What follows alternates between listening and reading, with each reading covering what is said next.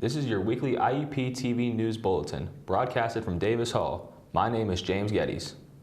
And my name is Tracy Edmiston. We bring you stories that are relevant to IUP and the Indiana community. Pennsylvania Governor Tom Wolf has proposed a $200 million plan to make college affordable to students by increasing scholarships to those who attend community colleges or Pennsylvania's state system of higher education institutions. Scholarships, like the Nellie Bly Scholarship Program, help students that are in need of financial assistance for tuition and other student costs. From all across the United States, inflation on gas has skyrocketed. The prices of gas have increased up to $3.53 per gallon, which is a few cents higher compared to last week. Officials say that the tension between Russia and Ukraine have affected the rising cost of crude oil. The three men convicted in the murder of Ahmaud Arbery were found guilty of federal hate crimes. Greg McMichael, Travis McMichael, and William Bryan were also found guilty with attempted kidnapping and the use of a firearm for a violent crime. The jury made its verdict a day before the second anniversary of Arbery's death, on February 23, 2020. The United Nations researchers called for more awareness of the dangers from smoke inhalation. Researchers say many nations continue to spend too much time and money fighting fires and not enough to prevent them. The researchers predicted that catastrophic wildfires globally could increase more than 50% by the turn of the century. If you like avocados from Mexico, you'll see it more available in the local stores this week. The U.S. Department of Agriculture is resuming inspections of avocados from Mexico. Previously, the import was stopped for a week after a USDA inspector received a verbal threat.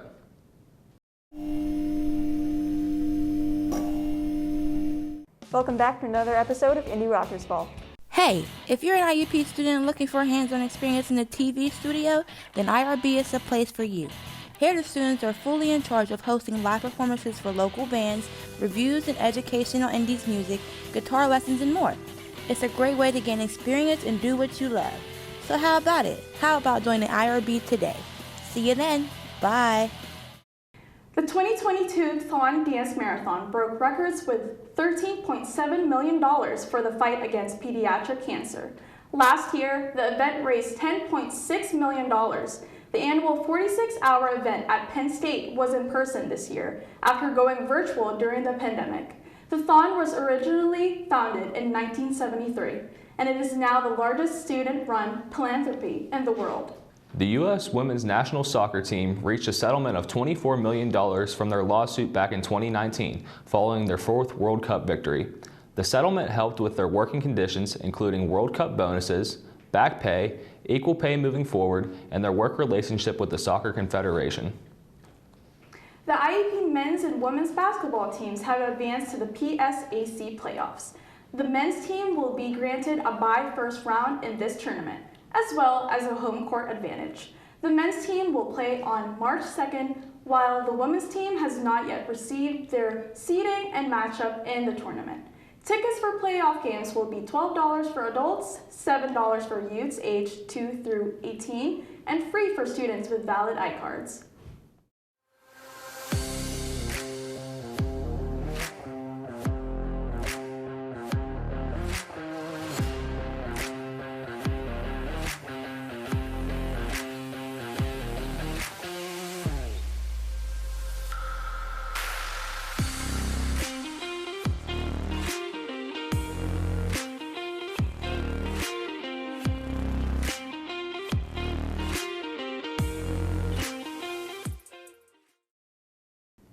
Skiing and snowboarding are sports that people in the IUP community participate in during cold and snowy days. IUP has a ski club, but students and faculty also take their own trips to places such as Seven Springs. Our reporter Molly Cunningham gives us an insight into these winter sports. Looking for something fun to do this winter? Skiing and snowboarding are popular sports that people also enjoy as hobbies on their free time. Dakota Perry has been snowboarding for over 5 years and finds snowboarding to be different from other sports. I snowboard just because it's a really favorite hobby of mine. Personally, I just like how I can get out on the mountain and let loose and be free and, carve up some powder and really just go. And it's also a good workout, so it lets me get out some stress and stuff from life. Here in the mountains at Seven Springs, people can enjoy their time with family or friends. There are different hours depending on the day of the week. There is an all-day lift ticket which people can use from 9 a.m. to close Monday through Sunday. And Thursday through Saturday, people are able to get a night lift ticket which runs from 4 p.m. to close.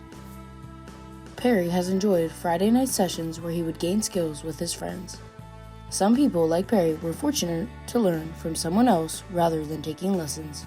So I started snowboarding just after skiing and stuff like that, and it came kind of naturally to me. Obviously, it took 2, 3, 4 years to really develop it until I wasn't falling on my butt all the time, but it's just taking turns and learning how to move with the board and grip the edges. Getting ready to go outside requires wearing layers and making sure that you'll be warm enough when you are outside. In order to have a fun and safe time while skiing or snowboarding, a helmet should be worn. Senior Maddie Stas has been skiing for a couple of years and always puts her safety first. I always wear a helmet when I ski because I'm not a very strong skier. The last time I skied, that was like my 5th time, so better go down with a helmet because you never know who's skiing with you. And also there's a lot of injuries related to skiing, so it's important to keep your head protected. And I would know because I'm in healthcare, so wear the helmet. Seven Springs Mountain Resort has 33 slopes and trails along with 10 lifts. In addition, the 2 other resorts closest to IUP are Hidden Valley and Laurel Mountain Resort. The cold is not an issue for Stas. She bundles up and enjoys her time. I go skiing because I've always been an athletic person, and it's a fun thing to do in the winter with my friends. It's also nice to get a group of people and all go down the slopes together. Seven Springs have snowmakers that are used to keep the mountain up and running. On their website, you can see how much snow is natural and how much is machine snow. Perry loves snowboarding, but does prefer natural snow rather than fake snow due to the ice that can cause him to fall. So some ways that snowboarding is different from most other sports is that snowboarding, obviously you're using a ton of leg muscles and it's all in the thighs. Beyond that, you're obviously out in the cold all the time, and it's just, it's a really hard sport. You have to know what you're doing. This experience is like no other and can be a memory that lasts forever. From IUP-TV News, this is Molly Cunningham. As Winter Olympics come to an end, our reporter Michael Surma reflects on the Games, U.S. accomplishments, and their medals. Here's the story. The 2022 Winter Olympics in Beijing, China, was a success for the U.S. The Winter Olympics concluded with the U.S. placing 5th in the medal count, with 25 medals, including 8 gold, 10 silver, and 7 bronze. The U.S. succeeded in many events, including hockey, snowboarding, skiing, and figure skating. For Austin Smith, the Olympics is a way to learn about other countries. One sport that is popular with students is hockey, as well as skiing. We all love the Olympics. It's a fun time, tons of sports to choose from, different countries. But for the Winter Olympics of 2022, for me would be ice hockey. Ice hockey's always been a big sport for me throughout my life, so ice hockey would be my top sport so far in the 2022 Winter Olympics. Following right behind there would be skiing. It's my favorite event, freestyle skiing. It's amazing to me to see all these talented athletes out here doing these different kinds of jumps and going off of, half pipes and stuff. And not to mention, it's the distance that they cover too, and it's what they do in the air. Personally, I think it's something that is a true skill itself out of all the sports that are being competed in the Olympics. There were many competing U.S. Olympians, including Nathan Chen. He was the golden standard for the U.S., as he won the gold medal with his free skate. He won the only gold medal in figure skating for the U.S. Shaun White. He was the face of snowboarding throughout his career, with 5 Olympic appearances and 3 gold medals. He finished 4th in his final Olympic appearance at Beijing. Michaela Schifrin. She gained popularity during the Olympics for her overcoming adversity. After failing to finish 3 races, she still ran all 5 scheduled starts. And Kendall Coyne Schofield, after losing Brianna Decker in the first prelim against Finland, her leadership as the team captain led the U.S. to the gold medal game, where they lost to Canada 3-2. They all have personal stories that their fans can connect with. So I first became a fan of the Olympics back in the year 2008 when they were being hosted in China. A matter of fact, that was a long time ago, but I remember just being at my house and I was like, what's this? I said, I'm a big sports guy. I was young at the time, but what really intrigued me was a bobsledding event, and it just looked different to me, unique. So I said, let me watch this and see what this is about, because I didn't even know what it was about. And then after that, they had skiing going on and all these different kinds of, going back to like tricks and stuff. And then they just, all these different sports. I mean, being that young at that age, what really pulled me in. And then I saw the ice hockey one because I was a hockey fan when I was really, really young. I'm thinking, oh, this is cool. A lot of times, why fans love winter sports also connect to how and where they grew up. My favorite memory of the Olympics growing up was the year of 2012 when they were being hosted in London, and the United States had 46 gold medals. The Olympics have the power to bring people together around the world with athletic competitions. The 2026 Winter Games, also known as Milano Cortina 2026, will be held in Italy. It will be historic, as for the first time, 2 cities will host the Games. I'm Michael Surma reporting for IUP-TV News. After being closed for 2 weeks, the Kowalczyk Center is now open to public spectators again. Skylar Sobansky has a story on people coming back to watch the games. With the announcement that was made on February 1st that no spectators were permitted at any home athletic events, IUP had to make certain adjustments so fans could still watch the IUP Crimson Hawks. Fans were able to support the IUP Hawks remotely by watching on IUP Athletics' website where games were broadcasted live. This affected 3 home basketball games. IUP student Dante Morganti talks about how he felt not being able to attend these basketball games.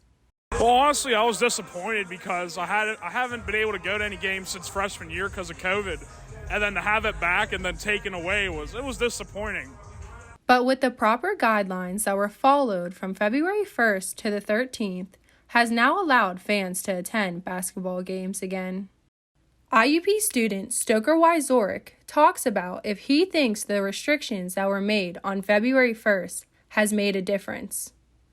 I think it's made a difference for the better. I say that because then we realize that there are consequences to, somebody not following instructions. It's honestly just for the better, but also just, hey, this is our new reality. We need to follow instructions of wearing a mask inside IUP, and that's because rules are rules. It's not political, it's for our own safety. With fans now allowed to attend games, you could see how much energy there was with both the fans and the players.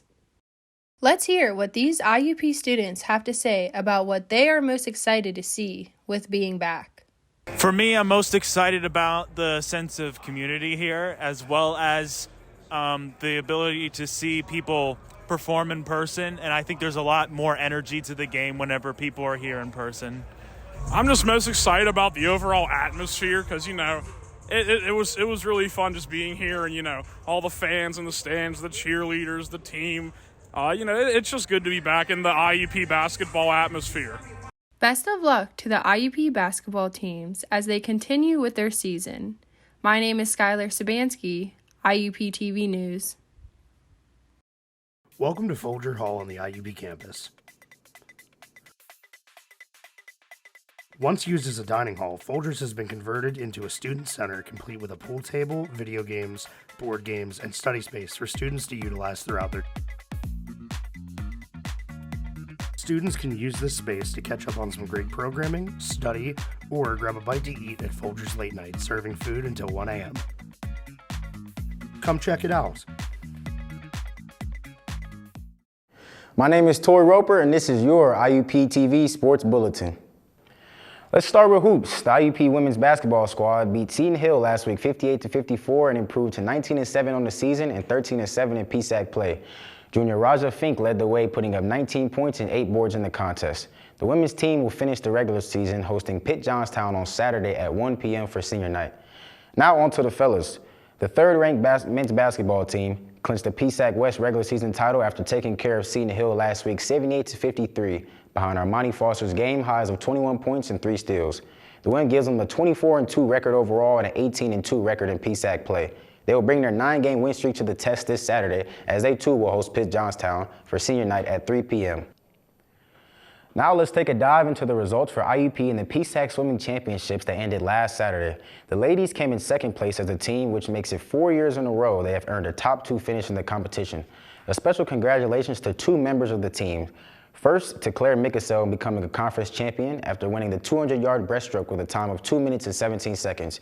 Junior Rachel Johnson was given the PSAC Women's Champion Scholar Award prior to the conclusion of the championships for having the highest GPA of any student athlete competing at her championship site. On to the men's side of the swimming, they finished in 5th place in the competition.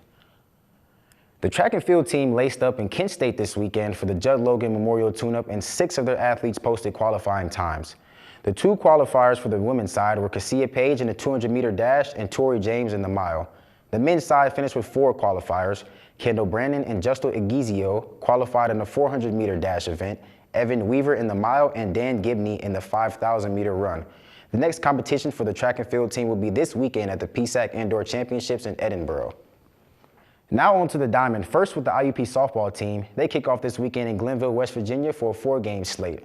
On Friday, they will take on Shippensburg and Salem in a doubleheader starting at 5:30 p.m. On Saturday, they will take on Shepherd at 5 p.m. and they round out the trip against West Virginia Wesleyan on Sunday morning at 9:30 a.m.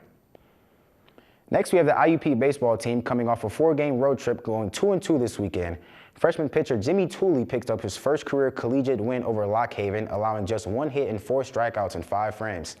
Senior reliever Sean Furlong finished the final 2 innings with 2 strikeouts and only allowed 2 hits. Tooley and Furlong combined to pitch the first shutout for the program since 2017. And last but not least, we have the women's lacrosse team starting their season this Friday as they host Ashland University for a non-conference face-off starting at 3 p.m. I am Tori Roper, and that was your weekly sports break.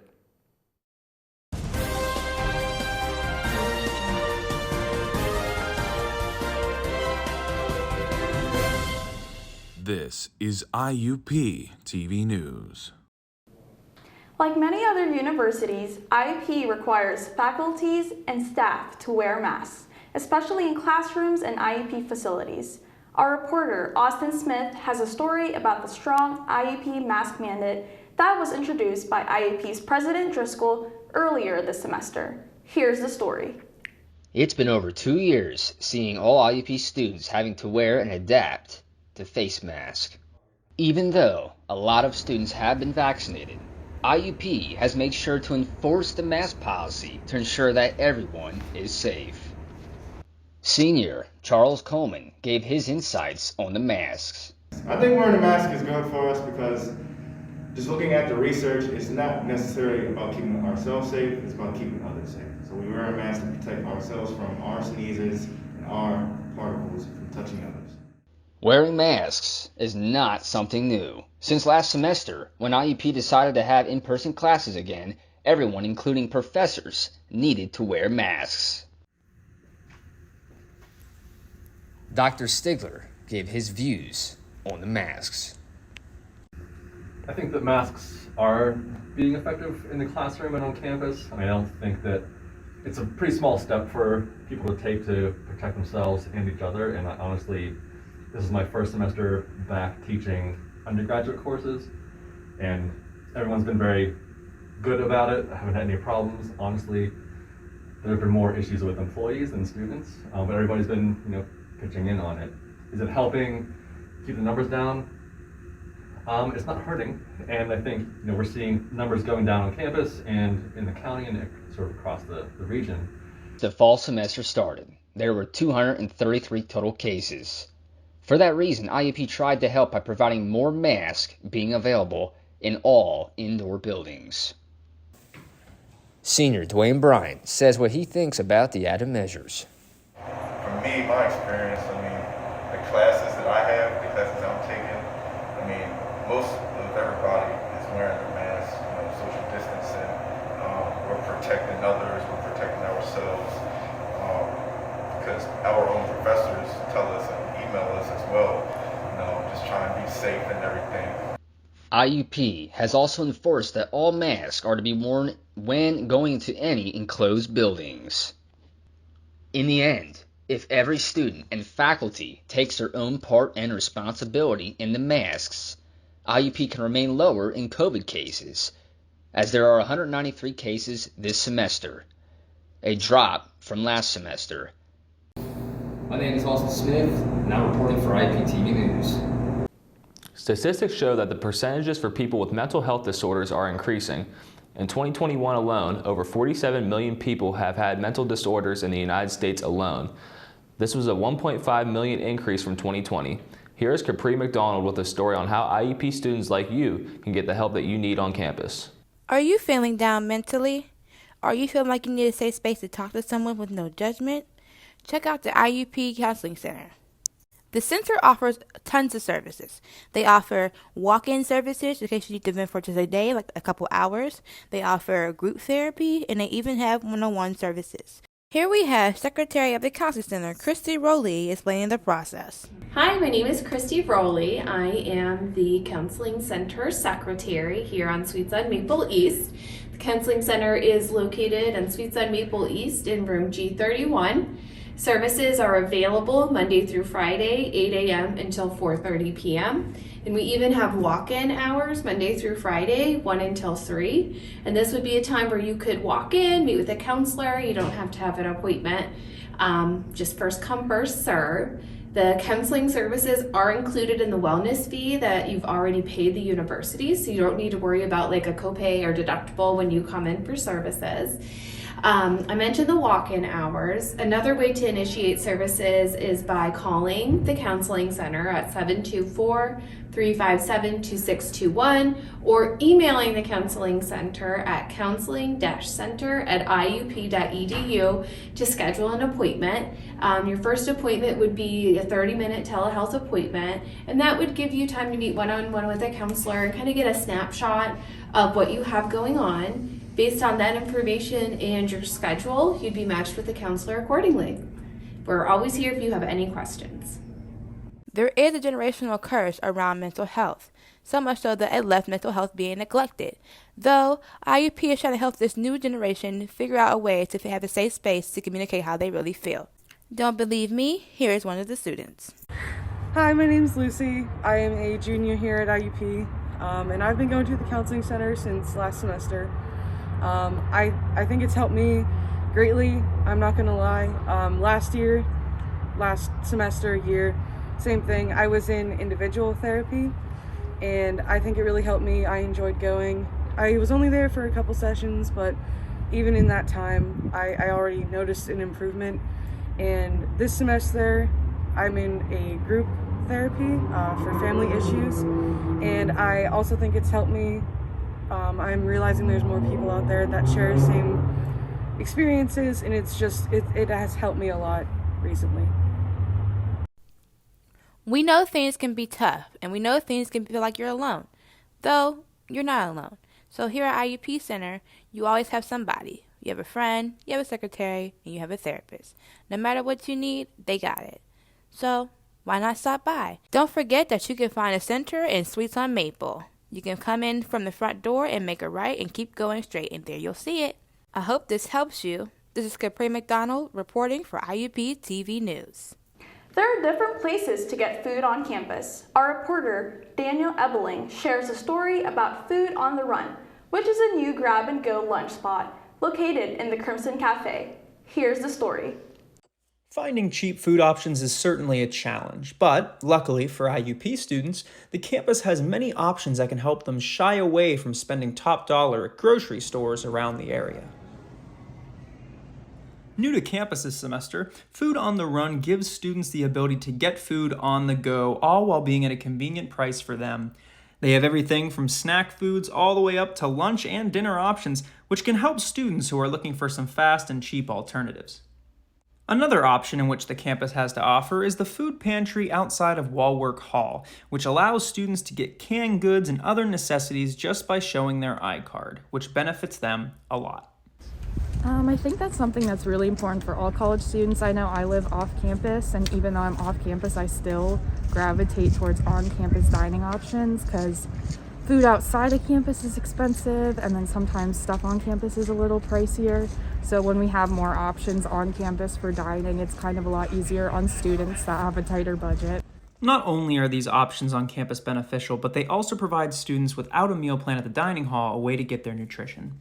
With the closing of Folger and Foster, which was before any of our time, that doesn't leave a lot open in terms of choices. Now, North does have options for people who are vegan or vegetarian, but the options are slim, very, very slim. It's usually like one or two things from what I remember. And the alternative to going to North would be going to Crimson or going to the Hub. So if you're looking for places to satisfy your hunger and your wallet, be sure to check out some of these fine places on campus. This is Daniel Ebling reporting for IUP-TV News. Join the Crimson Hawks this Saturday as they take on UPJ at the KCAC. The games will start at 1 p.m. That's all the news that we have for this week. Reporting for IUP-TV News, my name is Tracy Edmiston. And my name is James Geddes. Tune in next Thursday for more stories on the IUP-TV News. We'll see you next week, Indiana.